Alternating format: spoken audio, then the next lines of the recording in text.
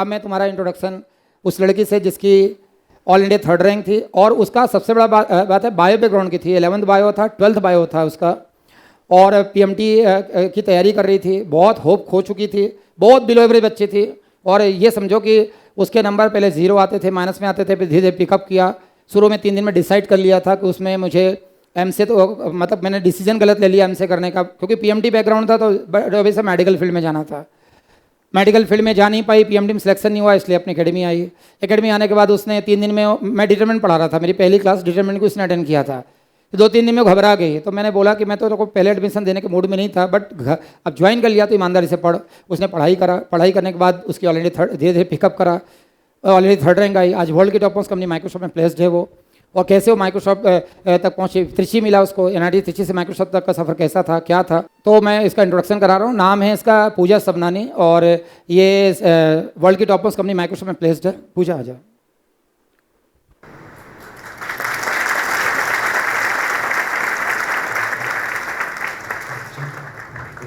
वंदे मातरम।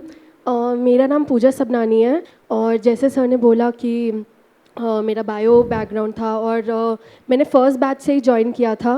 और एक्चुअली पहले जब मैं पीएमटी की तैयारी करी थी तो मुझसे 1 साल हुआ नहीं था, और मैंने एक साल ड्रॉप भी लिया था। और उसके बाद फिर मैं थोड़ा सा पूछने लगी अपने सर्कल में कि मतलब फ्यूचर के हिसाब से स्कोप क्या है, तो सब लोगों ने सजेस्ट किया कि आईटी में काफ़ी स्कोप है। तो फिर मेरा मैथ्स नहीं था 12th में, तो इसलिए मैं बीटेक नहीं, मेरे को कुछ सी कॉलेज में एडमिशन नहीं मिल रहा था बीटेक के लिए भी। और फिर उसके बाद फिर मैंने थोड़ा और पता किया कि मतलब कैसे मैं आईटी इंडस्ट्री में जा सकती हूँ। और फिर मेरे को हर किसी से पता चला कि बेसिकली आइदर मास्टर्स के थ्रू, एमसीए के थ्रू भी जा सकते हैं, एमटेक के थ्रू जा सकते हैं। और एमसीए का हर जगह मेरे को जेएमए का इनाम पता चला। तो फिर मैं अपने मम्मी के साथ सर से मिलने आई थी, और फिर सर ने बताया, पूरा काउंसलिंग लेके बताया कि क्या क्या होता है, स्ट्रक्चर क्या होता है। और एज अ बायो स्टूडेंट मेरे को बहुत ज़्यादा प्रॉब्लम हो सकती है, बट उन्होंने बहुत ज़्यादा क्लियर कर दिया था कि है ना, तुम्हें बहुत मेहनत करनी पड़ेगी। और एक एक चीज़ जो वो पढ़ाते हैं बहुत ज़्यादा बेसिक से होता है, बहुत ज़्यादा बेसिक। और अगर मुझे कुछ समझ भी नहीं आया तो मैं है ना, डाउट सॉल्विंग सेशंस होते हैं, और फिर काउंसलिंग होती है, और मैं क्लासेस वापस से भी अटेंड कर सकती थी। तो ये सब सर ने समझाया, और फिर मैंने ज्वाइन किया था फर्स्ट बैच में ही। और वही कि जब मैंने ज्वाइन किया था तो मुझे कुछ ज़्यादा लाइक फ़र्स्ट क्लास में ही मैं बहुत ज़्यादा घबरा गई थी कि मेरे को कुछ समझ नहीं आ रहा था बेसिकली, जबकि बहुत बेसिक क्लास ही थी। और फिर जब मैंने टेस्ट भी दिया था तो फिर संडे को टेस्ट हुआ था हमारा पहला वीकली टेस्ट, और उसमें भी लाइक मैं मैक्सिमम 4-5 क्वेश्चन ही कर पाई थी उस टाइम पे, और मेरे को एक एक क्वेश्चन सॉल्व करने में 15 मिनट लगते थे। और मैं बहुत बेसिक क्वेश्चंस का दूसरे लोगों से पूछती थी, क्योंकि मेरा मैथ्स नहीं था 11th 12th में। तो मुझे टाइम बहुत लगता था। और जैसे सर ने बोला कि स्टार्टिंग में मैं बहुत ज़्यादा घबरा गई थी, तो फिर सर ने समझाया बेसिकली कि थोड़ा टाइम दे के, मतलब स्टार्टिंग में तो डेफिनेटली सर ने बस ये बोला था बेसिकली रुकना नहीं है, बस धीरे धीरे चलो, बट आगे बढ़ते जाना है।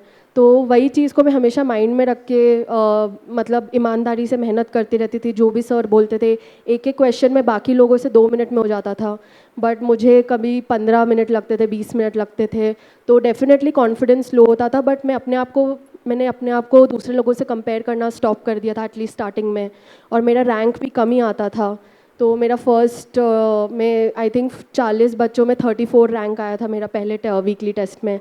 और फिर उसके बाद जब कैलकुलस भी आया था तो मेरा आई थिंक 115 रैंक था, और 0 और नेगेटिव मार्क्स थे मेरे उस टाइम पे। तो जब भी मेरा, फिर वही मैंने कि ईमानदारी से पढ़ाई करी, जो भी सर बोलते थे। और जब भी मतलब एक एक क्वेश्चन को 15 मिनट 20 मिनट भी लग रहे हैं, और एक कभी कभी क्वेश्चंस को 3 दिन लग जाते थे प्रॉपर समझने में, ब्रेक डाउन करके उसका पूरा कंसेप्ट समझने में। और बट फिर वही था कि मैंने मतलब सर ईमानदारी से बेसिक पढ़ाते थे। और अगर मुझे कोई टॉपिक समझ नहीं आता, जैसे एलिप्स की क्लास थी, तो मैंने वापस से रिपीट भी करी थी वो क्लास, क्योंकि मुझे उसके कंसेप्ट क्लियर नहीं थे और बहुत ज़्यादा उस टॉपिक में प्रॉब्लम आती थी। तो वही था कि मैंने काफ़ी ज़्यादा टाइम दिया। स्टार्टिंग में तो 2 घंटे से स्टार्ट हुआ था मेरा, बट एंड में आते आते हम लोग 12-14 घंटे पढ़ रहे थे। और फिर वही था कि बहुत ज़्यादा स्मूथ था एकदम, मतलब ऐसा नहीं था कि कुछ प्रॉब्लम हो रही है ऐसा।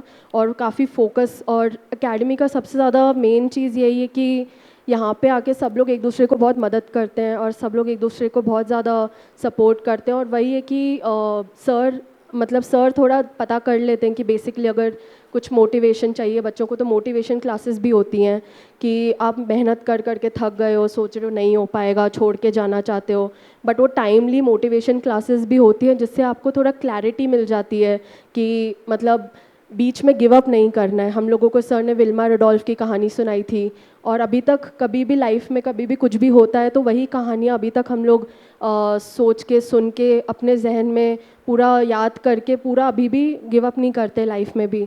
तो वही है कि जब मेरे को भी गिव अप करना था, आई थिंक अगस्त के अराउंड, ऐसा मेरे को बहुत ज़्यादा हो गया था कि बहुत ज़्यादा हेक्टिक हो रहा है। उस टाइम पे कैलकुलस स्टार्ट हुआ था और ज़्यादा डिफ़िकल्ट था, तो सर ने मोटिवेशन क्लासेस ली थी।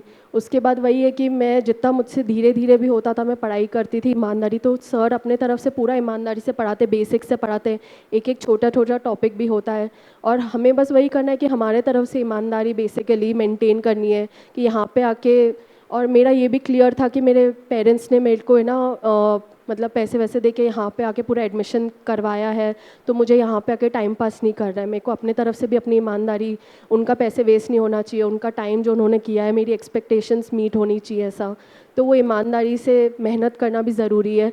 बाकी तो सब सर संभाल लेते हैं, मतलब छोटी छोटी चीज़ों से भी लेकर लाइक जैसे कभी मोटिवेशन नहीं है, मेरे एडमिशन के टाइम पे भी मेरा एक्चुअली डिस्टेंस एजुकेशन है, मेरा BCA डिस्टेंस एजुकेशन से था और क्रिश्चियन एमिनेंट मेरा स्टडी सेंटर था, तो मेरा डिग्री मिलने में बहुत ज़्यादा प्रॉब्लम हो रही थी। उसमें भी सर ने ही सब कुछ हेल्प कराया। जब मैं NIT त्रिची भी गई थी तो वहाँ पे भी जो सारे JMA स्टूडेंट्स थे उन्होंने ही सब लोगों ने हेल्प कराया था एडमिशन के लिए। और फिर अभी भी जब मैंने माइक्रोसॉफ्ट ज्वाइन किया तो पता नहीं कहाँ कहाँ से सब लोग JMA के ही मिल जाते हैं, और अभी भी लिंक्डइन पे हम सब लोग JMA वाले कनेक्टेड रहते हैं। तो कोई कहीं मैनेजर बन गया है, अपनी कंपनी स्टार्ट कर रहे हैं, तो वो लोग हमें मैसेज करके रीच आउट कर रहे हैं कि मैं अपनी नई कंपनी खोल रहा हूँ तो मैं ज्वाइन करना है ऐसा ऐसा। तो वो JMA का नेटवर्क भी जो है वो काफ़ी ज़्यादा हेल्प करता है। और एकेडमी से जाने के बाद भी सिर्फ निमसेट के लिए ही नहीं, बट जो भी सर सिखाते हैं, सिर्फ सर टॉपिक्स मैथ्स के नहीं सिखाते हैं, आपको लाइफ के लिए भी तैयार करते हैं बेसिकली। तो जो डिसिप्लिन आता है, जो आपका दिमाग एकदम ज़्यादा खुल जाता है बहुत सारी चीज़ों में, तो वो भी लाइक, और जो सारी आपकी वैल्यू सिस्टम होता है, जो भी आपके मॉरल्स प्रिंसिपल्स होते हैं, वो सब JMA में बहुत अच्छे तरीके से सिखाया जाता है और आपको लाइफ के लिए बहुत अच्छा स्ट्रॉन्ग पर्सन बना देता है। तो मुझे तो बेसिकली वही था कि मेरा पहले NIT त्रिची में वही सर की वजह से ही एडमिशन हुआ बेसिकली। जो भी सर बोलते थे मैं हर एक चीज़ 100% ईमानदारी के साथ करती थी। और फिर उसके बाद वही है कि मेरे को लगा था मेरे पेपर्स बिगड़ गए थे ऐसा ऐसा, बट फिर भी 3rd रैंक आ गया था मेरा। और वही था कि पेपर डिफ़िकल्ट था तो सबके लिए, हमारे बैच में भी डिफ़िकल्ट पेपर आया था, तो डिफ़िकल्ट था तो सबके लिए डिफ़िकल्ट था। और वही है कि रैंक्स तो मेनली सब JMA के ही आते हैं, बट वही होता है कि आप कितना ईमानदारी से कर रहे हो, आप कितना ध्यान दे के कर रहे हो, वो सब चीज़ आप लोगों पे डिपेंड करता है। बाकी सर सब संभाल लेते। पर्सनल काउंसलिंग सेशंस भी होते थे हमारे, और उसमें भी जो भी हमारी छोटी छोटी मिस्टेक होती थी, सर को हर स्टूडेंट के बारे में पता होता था कि उसकी क्या वीक पॉइंट है, उसका क्या मिस्टेक्स है, उसको क्या चीज़ का ध्यान रखना है। और वही सब चीज़ें हमें सर पर्सनल काउंसलिंग में बताते थे कि कैसे अपनी मिस्टेक्स को करेक्ट करना है। पढ़ाई करने के लिए हम खुद से भी पढ़ाई कर सकते हैं, लेकिन अगर वो मिस्टेक्स हम लोग एक बार 100 बार कर रहे हैं तो इम्प्रूवमेंट नहीं हो रहा है। तो सर वही छोटी छोटी चीज़ों का आपको इम्प्रूव भी कराते हैं और आपको बेटर बनाते हैं, और वहीं से रैंक्स बेसिकली जब टेस्ट सीरीज स्टार्ट होती है वहीं से सब मेन गेम स्टार्ट होता है एक्चुअली, क्योंकि आपको पूरा पता चलता है कि आपको कैसे प्रिपेयर करना है, टेस्ट सीरीज़ कैसे देना है, तो वो चीज़ काफ़ी फाइनल रेस हो जाती है बेसिकली। और वही है कि अभी भी लाइक मेरे को 8 साल हो गए हैं, बट फिर भी मैं आज जो भी जहाँ पे भी हूँ बेसिकली सर के वजह से हूँ, JMA के वजह से हूँ। नहीं तो मेरा बायो बैकग्राउंड होने के बाद भी मेरा मैथ्स इतना ज़्यादा वीक था, उसके बाद भी लाइक अभी 8 साल बाद भी मैं इतना ज़्यादा कनेक्टेड हूँ सर से, बिकॉज़ वही है कि आपको जो पहले आपकी लाइफ होती थी, आप कभी 5 साल पहले सोच भी नहीं सकते थे कि आप यहाँ पे हो सकते हो बेसिकली। वो एक दूर का सपना होता है, बट वो सपना देख सर ने मेरे फर्स्ट काउंसलिंग सेशन में उस सपना मेरे को और मेरी मॉम को दिखाया था, और उसके बाद वो सपने को सच भी सर ने ही बेसिकली कराया। और उसके आगे भी अभी भी लाइक जो भी सारी वैल्यूज़ हैं, जो भी सब कुछ है, तो वही लाइक अभी भी मैं I hold on to them, क्योंकि सर और JMA बेसिकली जहाँ भी हूँ मैं आजकल, पूरा श्रेय सर और JMA को जाता है बेसिकली। Thank you sir.